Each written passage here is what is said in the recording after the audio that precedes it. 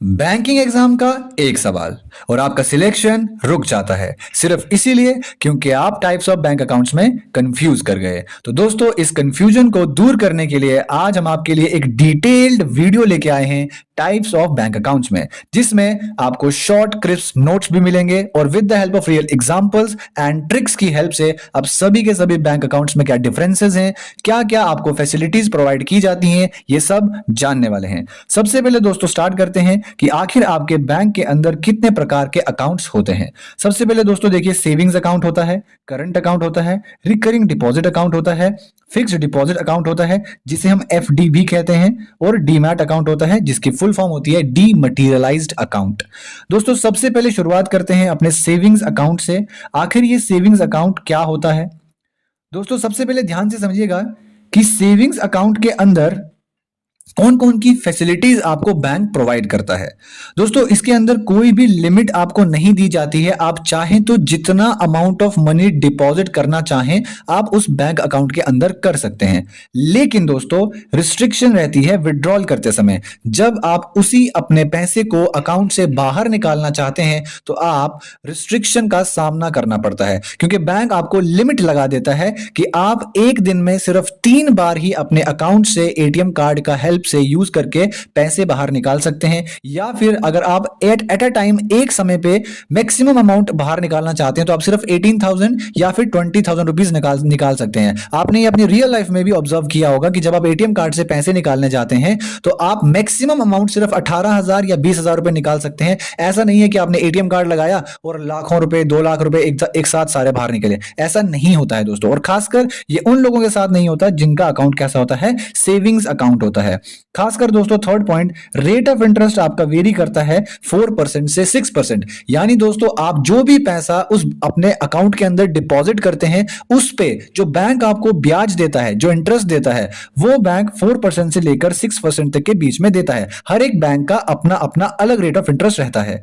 सबसे इंपॉर्टेंट बात, कोई भी मिनिमम बैलेंस की नीड नहीं होती है। यानी कि अगर आपको अपना अकाउंट ओपन करना है, सेविंग्स अकाउंट खोलना है बैंक के अंदर जाके, तो ऐसा जरूरी नहीं है कि आपके अकाउंट में कोई ना कोई मिनिमम बैलेंस होना ही चाहिए। और खासकर आपको याद होगा कि प्रधानमंत्री जन धन योजना जब से लागू की गई थी प्रधानमंत्री मोदी जी के द्वारा, तब से यह नियम बना दिया गया कि कोई भी इंसान, कोई भी पर्सन अपना अकाउंट खोल सकता है और विद जीरो बैलेंस के साथ। अगर उसके अकाउंट में जीरो बैलेंस है तो भी वो अपना अकाउंट ओपन कर सकता है। Account holder get ATM debit and RuPay card, यानी कि आपके जो भी अकाउंट होल्डर होते हैं वो एटीएम कार्ड ले सकते हैं, डेबिट कार्ड ले सकते हैं, रुपे कार्ड ले सकते हैं इफ दे वांट, अगर वो चाहते हैं तो। अकाउंट मोस्टली एलिजिबल होता है स्टूडेंट्स के लिए, पेंशनर्स के लिए एंड वर्किंग के लिए। यानी कि जो वर्किंग प्रोफेशनल्स होते हैं जिनकी मंथली सैलरी आती रहती है, मोस्टली वही लोग इस सेविंग अकाउंट को ओपन करते हैं। ये सभी डिफरेंसेस हैं, ये सभी की पॉइंट्स हैं जो आपको पता होने चाहिए। आप इनके कॉपी में एक शॉर्ट नोट्स भी बना लीजिए। नेक्स्ट अब हम मूव ऑन करने वाले हैं आपके टाइप्स ऑफ सेविंग्स अकाउंट के ऊपर। दोस्तों BSBDA यानी कि basic savings bank deposit account, ठीक है दोस्तों।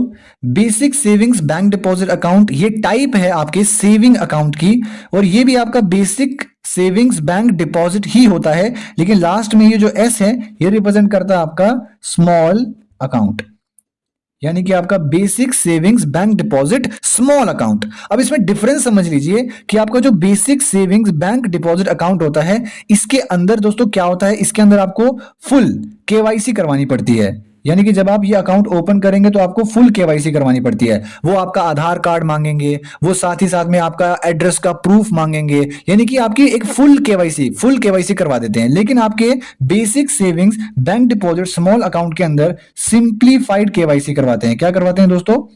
Simplified KYC. और ये सिंप्लीफाइड केवाईसी क्या होता है, यानी वो आपसे सिर्फ आपका फोटोग्राफ मांगेंगे, उसके ऊपर सिग्नेचर मांगेंगे और आपका थंब प्रिंट मांगेंगे, बस इतना ही होगा और आपका basic savings bank deposit small account खुल जाएगा। लेकिन ये ऊपर वाला जो अकाउंट है इसको खोलने के लिए आपको पूरी केवाईसी करवानी पड़ेगी, एड्रेस प्रूफ देना पड़ेगा, आइडेंटिटी प्रूफ देना पड़ेगा, ये सब चीजें करनी पड़ती है। तो ये हमारी टाइप्स होती हैं बेसिक सेविंग्स बैंक अकाउंट की।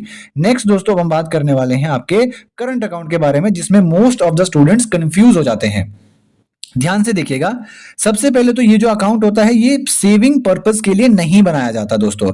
आप मतलब जैसे सेविंग्स अकाउंट खोलते हैं जिसका मेन मोटिव ही ये होता है कि उन लोगों का मेन मकसद ये होता है कि उसमें पैसे को सेव करना है, लेकिन करंट अकाउंट का ये मकसद नहीं होता है।